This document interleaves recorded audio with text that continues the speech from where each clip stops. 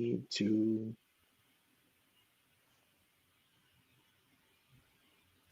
Hi, I'm Leslie Ehm, the author of Swagger, Unleash Everything You Are and Become Everything You Want.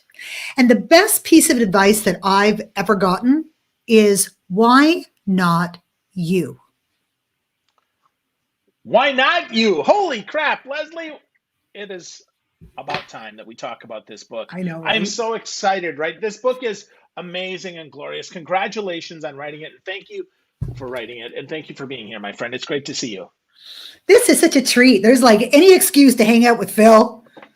That's a good day in my books. Yes, Any day yes. to hang out with you. I'm down. I'm ready for it.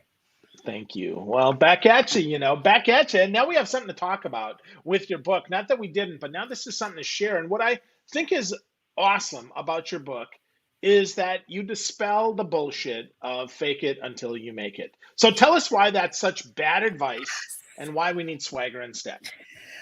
Okay, so the whole fake it till you make it paradigm is the worst thing you could ever do to yourself.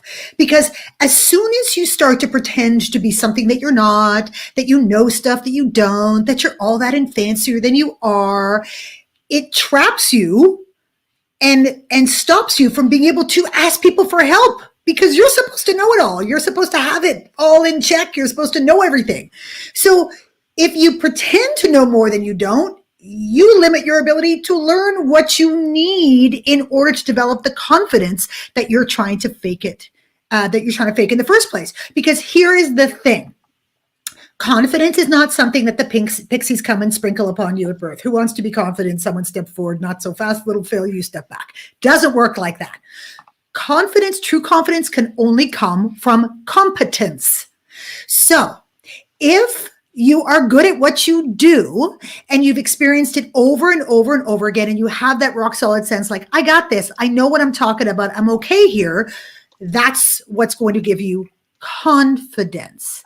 Now, the thing that messes with you is every time you go out of your comfort zone, every time you try and do something new and different, your confidence is going to get shaken because you don't yet have the competence to support the confidence.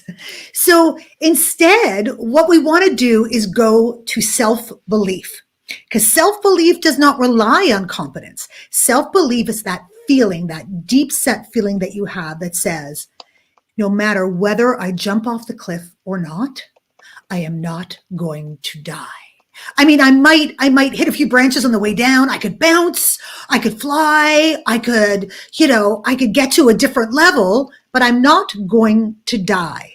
So my advice is to forget the fake it till you make it, own where you are in terms of your competence, always look to growing that and deepening that, and accept the confidence for where you have and what you're doing right now.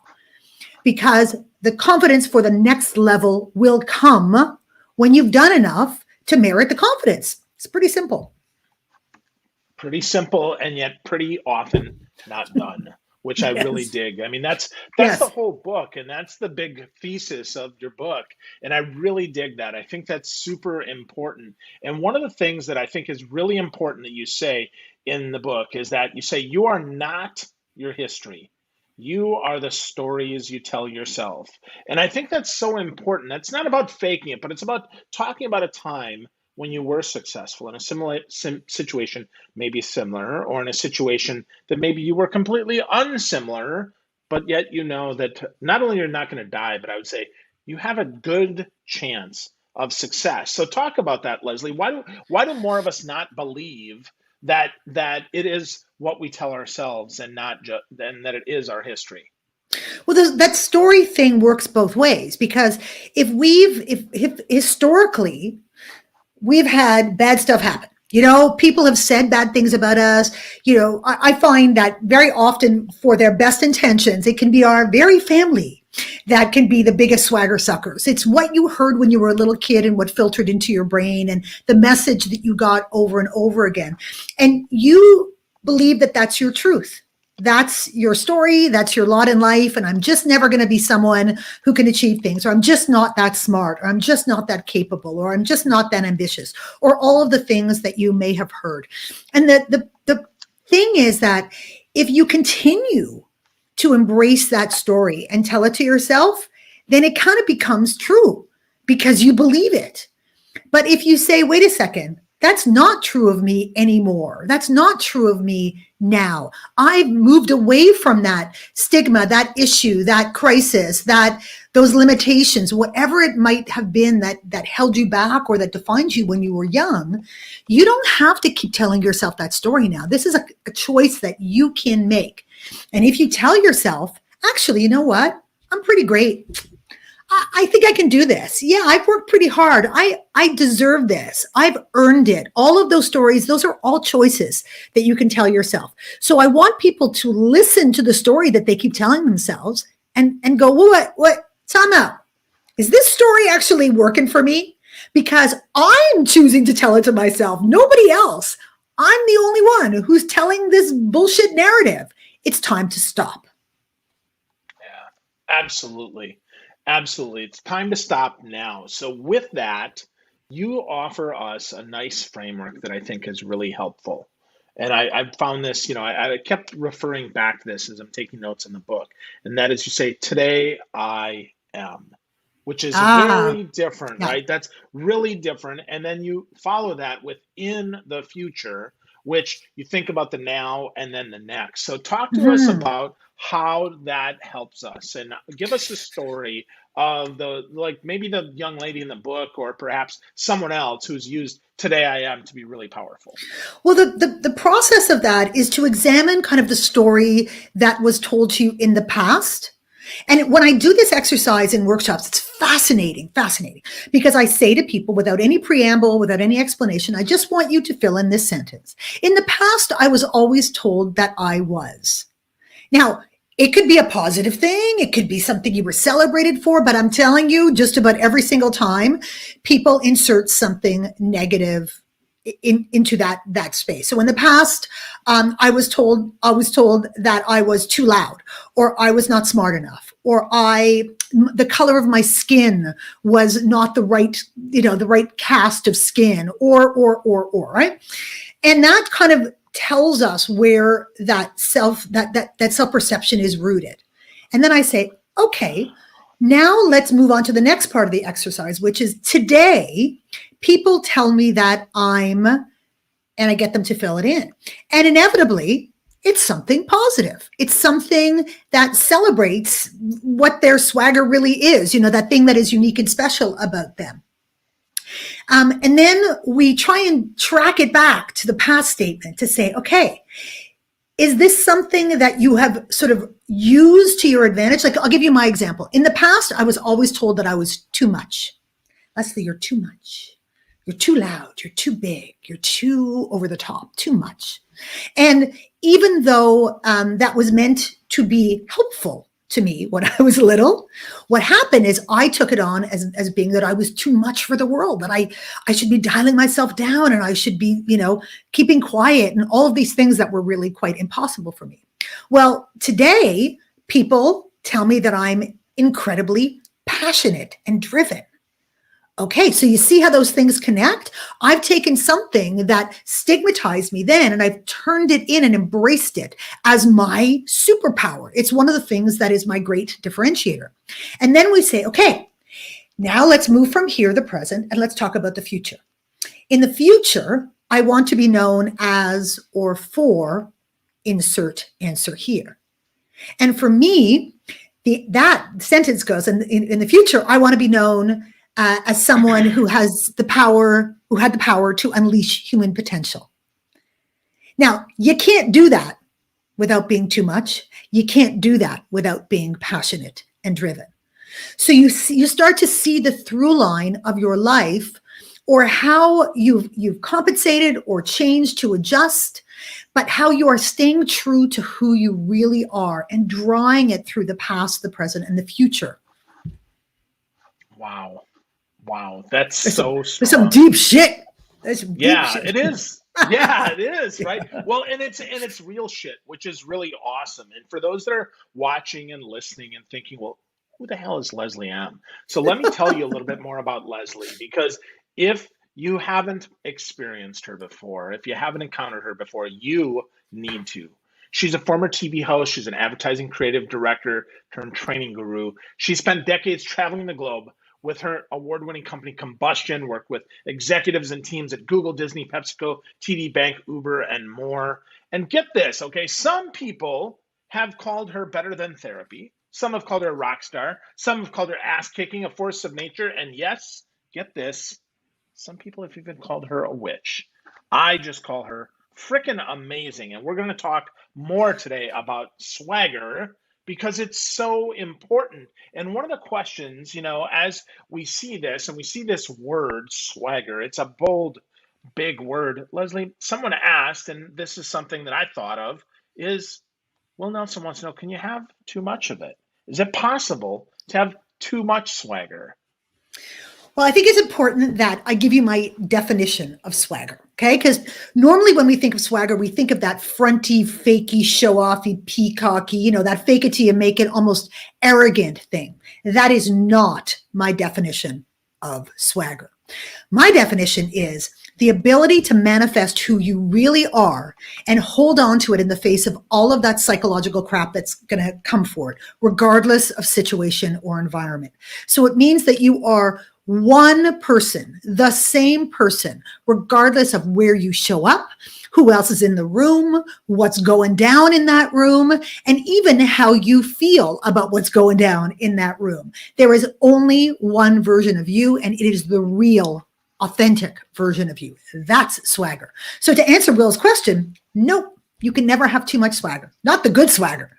Never. Yeah, yeah, you can't be too much you, right? That's the thing. And so that No, might be too much for some, though, and that's okay because that's those okay. aren't your people. And I think that's important. I like how you quote our friend Ron Tite here. You talk about authenticity as it relates to swagger, right? You say it's more of, well, how do I adjust my hat? Or in my case, how do I adjust my glasses?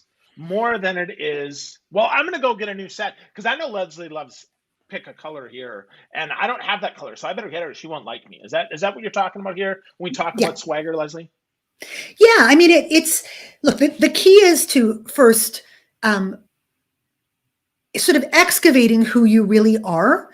A lot of people have lost touch with who they really are because we adapt to our environment. We adapt to situations. The world slings arrows at us and we dodge them when we get so used to dodging them that now we're sort of leaning left or leaning right because it's easier to do that than to deal with the ramifications of not being for everybody because it's not necessarily easy. But I think what Ron is saying, or with the quote that Ron gave me in the book and so on, is that when you start to understand who you are and embrace who you are and accept who you are, because it's so much about self-acceptance. In fact, swagger is more about self-acceptance than it is sort of self-assuredness, right? Because once you start to accept yourself, you accept the whole deal, and you're ready to say, hey, I am not for everybody. I am like a mocha choca frappuccino latte, no foam, hold the thing with some sprinkles on top and maybe some chili flakes. A lot of people prefer vanilla. And I am okay with that. I'm not going to hate on them for that. I just ask that they don't hate on me for having all this flavor, And I think what's important to remember too is that we don't want to just run around with our hair on fire going, I must speak my truth and be myself and you people better like it. No, bad idea. Not going to win you any votes there. What is key is to understand that swagger is about the ability to speak your truth and your truth not being held back by all of the blockers that separate us from the world. It's about knowing your intention at all times. What are you trying to accomplish? And if you're trying to be an asshole, it's not going to go well. If you're trying to serve your own ego, it's not going to go well. If you're trying to take other people down, not going to go well. But if you're in service of the collective and if you're in service of the greater good and in service of positivity, That's a different story. So you got to check yourself and ask yourself, is my truth best told now? Should I wait? Should I be framing it in a different way? Is there another opportunity for me to do it? Like, when is my truth going to land the best? I will not be silenced, but when, where, how, with who in the room? Let me get smart about how I do that so that I am in service of that intention. And the final swagger driver is, of course, self-belief. You got to believe that you're freaking worthy of speaking your truth, that you have shit to contribute. If you think about all of the organizations all over the world, you're laughing at me because I'm going now, right? I'm on fire. You think about all the organizations in the world who limit people from expressing their truth and being heard. Think about just the sheer number of ideas that they never get to hear. Just think about that productivity, that potential. It just blows my mind. Yeah, me too. Me too. And it's like you know where I'm going with this, because I'm going to ask you, because to me, it seems so obvious that we have to embrace who we are, right? And the sooner we do that, the better off we are. I'll tell you, though, it's not always easy. There's a lot of stuff that gets in our way. I mean, I can tell you even something as simple as my glasses and the fact that I wear bright colored shirts. When I was a VP of IT in an organization many years ago, I had a CIO who frankly tried to put me down all the time. He was like, "You're too loud, you're too obnoxious, you think you know everything," all of this. Well, when he stepped out of the way and I got a new boss, it was like, "Dude, I need you to step up and be outspoken, Yep. stand up for what's right." It's like, that's a bad boss. That's bad boss. That's got nothing to do with your swagger. That's the whole point. That's right. Is that boss was an asshole and he understood nothing about human behavior or leadership or how to unleash potential. Dumbass. So good you didn't listen to him, because otherwise you would have limited the organization from having access to your greatness. So fuck him. Yeah, absolutely. Absolutely. So I'm going to share one comment here. We got Lori thinks that you're a great person, Leslie, which thank you, Lori. I agree with. Thank you, I agree with that one, dear. So that's totally true. But with that, you kind of led me into my next point here, my next piece I want to ask you about, and that is these damn swagger blockers. I mean, come on. Yeah. They're almost like they're blue blockers that I would wear, that my grandma would wear in her 80s to help her cataracts, but really don't help anybody, really. Yeah, like, no. Go grandma. No, so but talk to us about swagger blockers and how they. The struggle is real. The struggle is real, and I believe me, I would never say to anybody that unleashing your swagger is like a walk in the park. It's more like a trek up a mountain. I mean, it's doable, but you got to be prepared to do the work, because we get trapped inside ourselves. Y'all know what I'm talking about, is the real us gets locked in on the inside, and it's protected back there where people can't hurt it, but they also can't get access to it. We can't get out and nothing is getting in. And what I've recognized over time is that there are a series of 5 blockers, all that are interconnected, that separate our swagger from the world. So I'm going to take you from the outside in. You're going to have like a bit visual here, okay? So the first swagger, the one that's closest to the world and furthest from the real us, is persona. Persona is that face that you put on every day when you go to work. It's that belief that you have to walk a certain way and talk a certain way and dress no orange shirt way in order to be accepted by people, in order to be considered okay by the tribe, and in order to have credibility. So every day you put on that heavy coat of false front, and you just spout the business bullshit, and the way that you talk would not be understood or recognized by your friends from 10th grade, and so on and so forth. And you go in not being who you are. So that's the first layer. Now, why do we feel the need for persona? Well, the next layer in is ambition. Now, don't get me wrong. I'm all about ambition, and I'm all about achieving success and going for your dreams and so on and so forth. But if you're not careful, ambition can be a really serious swagger blocker, because in the business world, especially when we're in our place of ambition, we have a tendency to focus upwards. It's like, what's the next rung of the ladder? Got to get up there, got to ascend. I'm focusing on what everybody up there is doing and where I want to be. And as a result, I'm not spending enough time focusing inwards on myself and checking myself. I'm not spending enough time focusing on my colleagues and my peers who can be my supporters and who I can contribute to. And I sure as hell am not focusing down to my followers, because I cannot be a leader without followers. So when you get trapped in that thing of, I just want to be acknowledged and validated, I just want to have the title in order to tell me that I'm good, it causes you to behave in all kinds of messed up ways. You find yourself doing stuff that you go, who am I right now? So instead of being in your place of ambition, focus on being in your place of excellence. Just doing your great work, having generosity of spirit, being in that place of swagger. And trust me, the people around you and below you will help to lift you to that next level. So you're not going to have to do that big climb by yourself. So now we have ambition, that need for validation and credibility, driving persona, right? So let's take another layer in. The next layer in is insecurity. Insecurity is why we need ambition to validate who we are. Ambition is all the what ifs in our lives. What if I don't say this? What if I do say it? What if someone notices me? What if they don't notice me? What if I speak my truth? What if I don't speak my truth? And it will keep you going. It's a tape in your head that plays like the podcast from hell. Never leaves you alone, because there are no answers. There's only the churn. That's where the imposter syndrome lives. You all know what I'm talking about. If you suffer from the imposter syndrome, it lives right in that blocker. It's the what if people should one day magically stand up and go, you don't know what you're talking about. What if? So now we have this churn of uncertainty, which the brain does not like, reinforcing the need for ambition, which it reinforces the need for persona. Let's go the next layer in. What is the greatest reinforcer of insecurity? It's fear. Because fear is the end of the what if. What if I don't do something? Bad things will happen. What if I do something? Bad things will happen. What if I try to? Bad things could happen. And because it will always go to the absolute worst place in order to prepare your brain for the possibility that things can go wrong, fear is paralyzing. It is the thing that will stop you in your tracks from taking the steps that you need to in order to unleash your swagger. So now we have fear reinforcing insecurity, reinforcing ambition, reinforcing persona. Last ring in, and the one that is closest to us for a really good reason, is pain.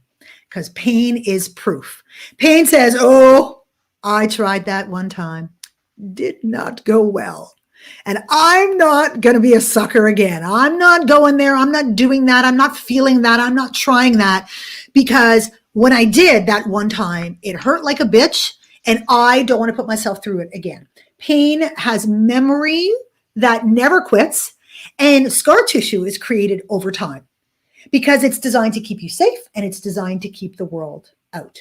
So now let's imagine there's you in the middle of all that, trying to get the real you out into the world, driven by truth, intention, and self-belief.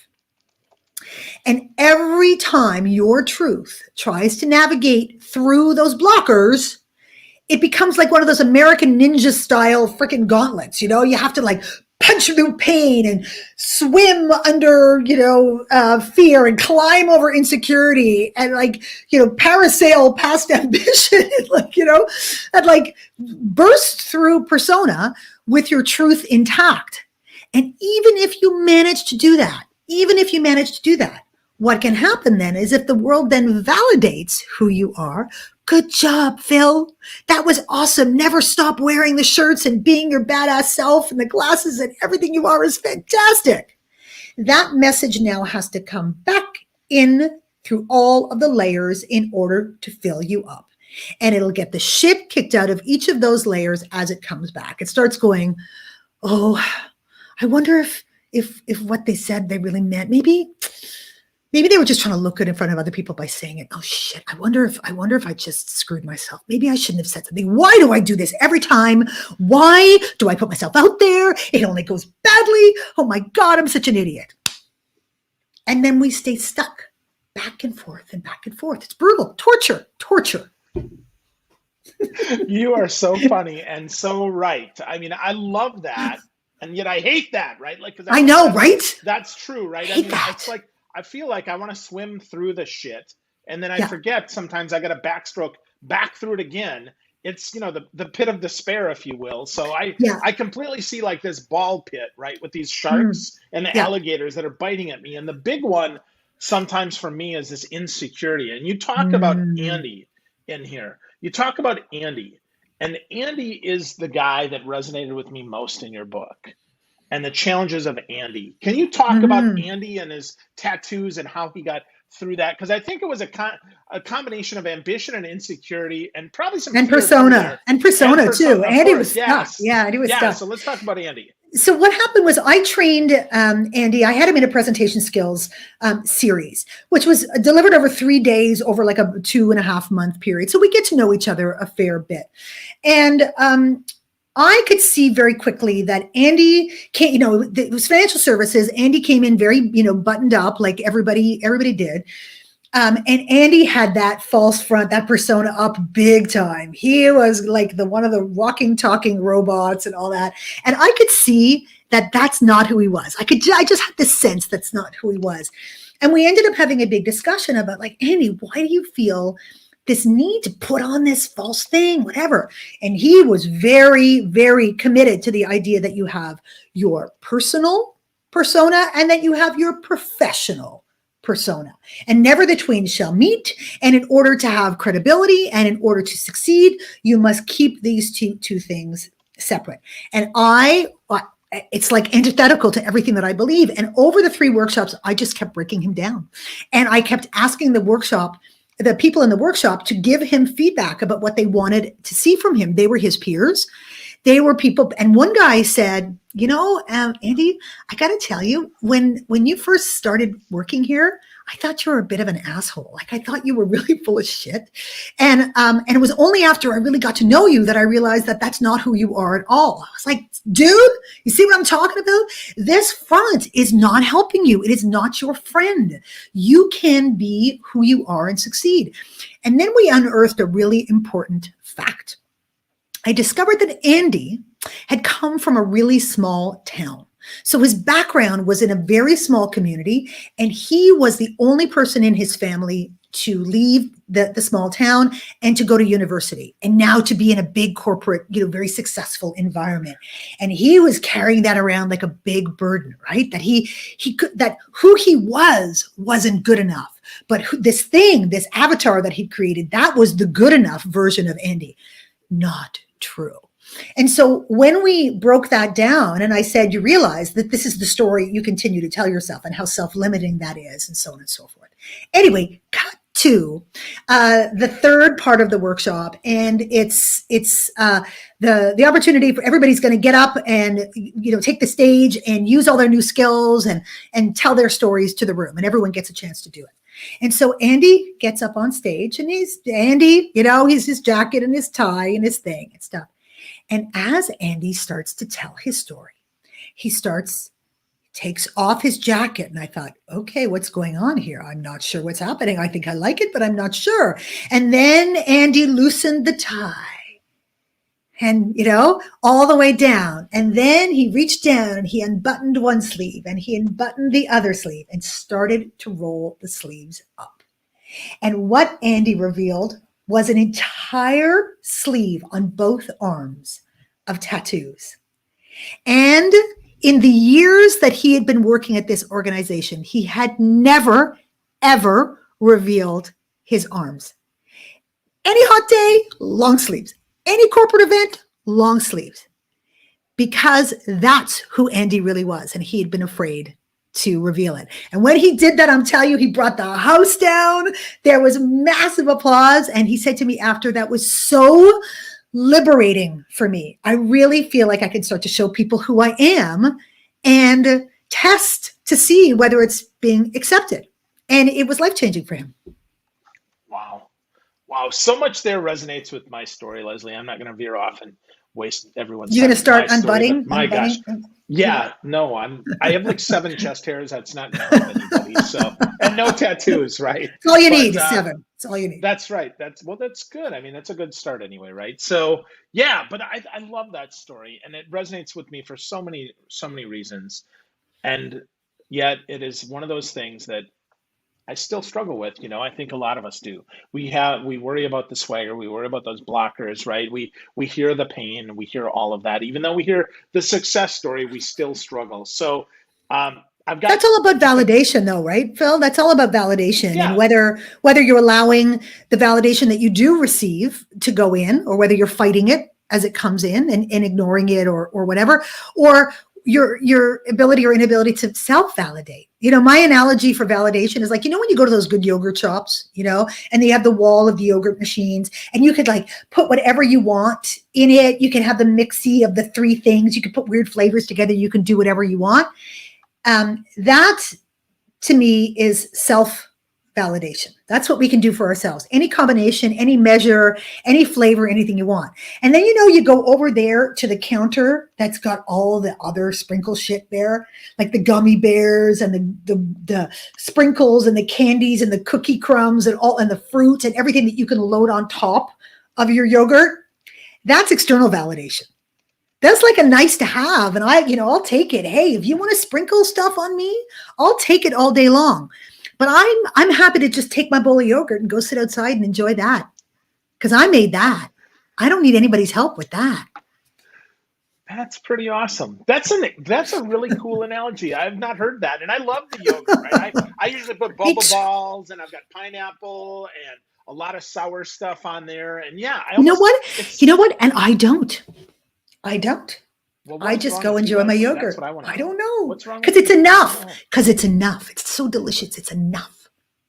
There you go. Well, hopefully we all are enough, right? And by that, I mean, hopefully we all realize we are enough. We need Mm-hmm. enough swagger to get us through, to get us to the next point, point to point to point, which is really, really beautiful, Leslie. Yeah. So And much. the book is filled with exercises to Yes. help you do that. I don't just talk. That's not my jam. I'm all about practical application. So there are, exercise upon exercise that you can do to get the results. Because I've been doing this with people for like 13 years. It actually works. Yeah, I was going to say the most beautiful part of the book is not just the stories, but actually that it's a workbook that you can take and you can use to get more swagger in your life. So if folks are going Mm-hmm. to get started, Leslie, if they were going to get started and say, you know what, I am going to get more swagger, obviously, easy enough, they should buy your book. But what else can they do if they want to get started right now today, getting more swagger in their game? I think the very first step is to start to really figure out who you really are. I meet a lot of people who say, but I'm not really sure. I've sort of lost the plot over years. So what I recommend doing is go and talk to someone who's known you since 10th grade and who knows you today, but has known you since 10th grade.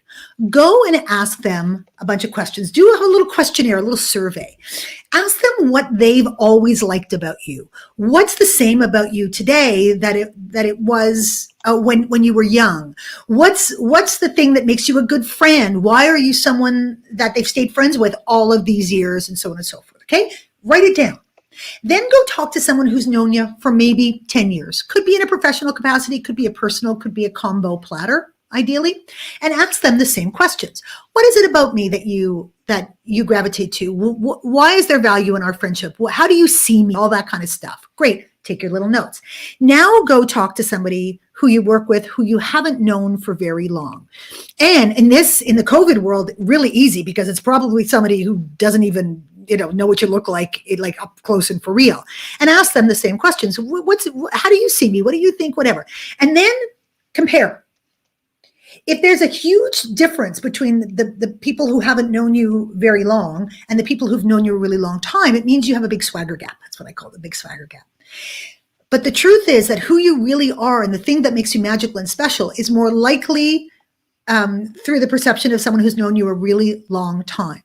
Because like when you go to your high school reunion and you see people that you haven't seen in, I don't know, 10, 15, 20 years, and you go, wow, like, okay, a little less hair, gained a little weight, a little more gray, a little thing, but kind of who they are is pretty much the same. Like that person was voted the most likely to, take over the world, and now they're doing this thing, or they were the one who was voted, class clown, and now they've managed to work that humor into what they do, and so on and so forth.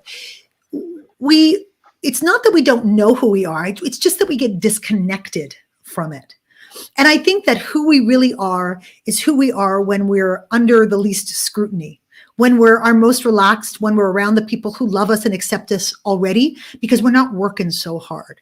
So I think that recognizing that and embracing that and trying to keep that alive in your professional environment, in your work environment, is to get closer to that. That's kind of the goal, right?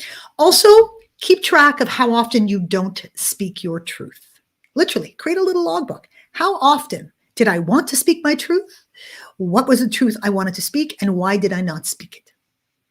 You may be really shocked to discover how often it's happening. And then once you do it for a couple weeks, whatever, a couple weeks, month, and then try and change it one truth at a time.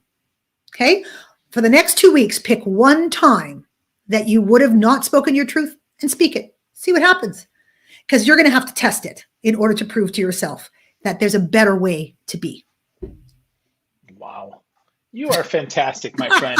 That is so great. Well, folks, if you love Leslie like I do, and you want to get more swagger in your life, you got to go to swaggerthebook.com. Go get your swagger on. It is a workbook, it is a life book, and it is a game changer. Check it out. Get to know my friend Leslie Ehm, and take some action, right? Do something about it. Go get a copy of the book and work through it. Figure out what your truth is and find your swagger. Leslie, as always, dear, you're a treat. Thank you so much. I love you. Thank you. Love you too, Phil.